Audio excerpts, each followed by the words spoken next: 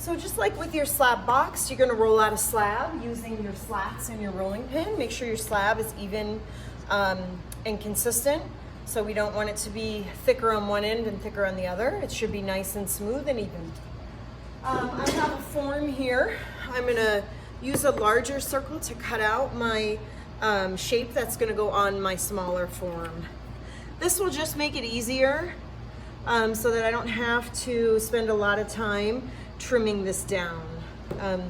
So it's kind of simplifying the process for you.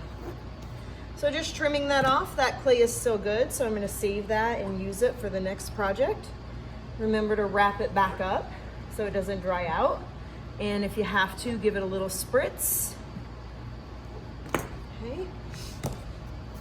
So I have my clay, I have that circle wrapped out. For this assignment, you need to give some texture to your drape mold. So you're not gonna leave them just smooth. You are applying texture either during or before in the soft slab state, okay? So I have some rollers here. These are just simple little rollers that have some grooves cut in them to give some texture.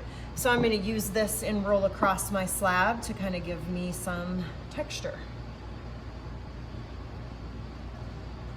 Okay.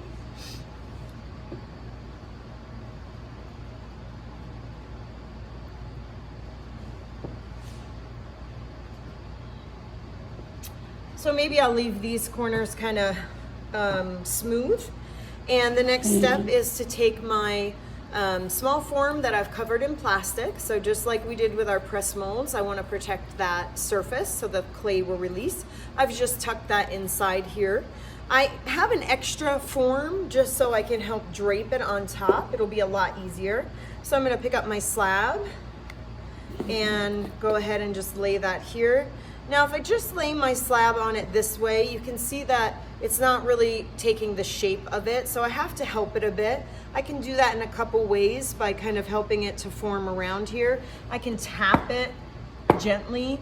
I don't want to over tap or it'll break, so you're going to have to kind of help it this way. Now, if I want it to be a little more controlled, this one has these wiggly edges, right? If I want it to be a little more controlled, I can help form it around here and then trim this, right? And so you can manipulate that clay how you want. And you'll see that I have put it on this form so that I have the ability to do that easily. If I had this right up against the table, it would be really hard to manipulate those edges. So I'm just gonna go ahead and tuck that around. And then this is a simple drape mold, right? So in this regard, I might put some feet on the bottom of this to help give it a lift. If you look at this one, right, I've attached feet here on the bottom just to give that pot a little lift so when it sits, it's not flush on the floor. This one just has texture that I applied to the slab after it was on the form. And so this texture, I just pressed a little square or a little rectangular block into the side of it and repeated that to give it that texture.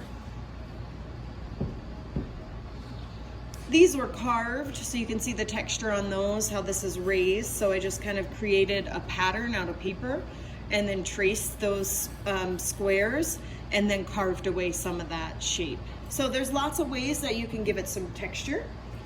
I'm gonna let this become leather hard before I take it off the form. If I flip it now and try to remove it, that clay is soft and it's going to collapse.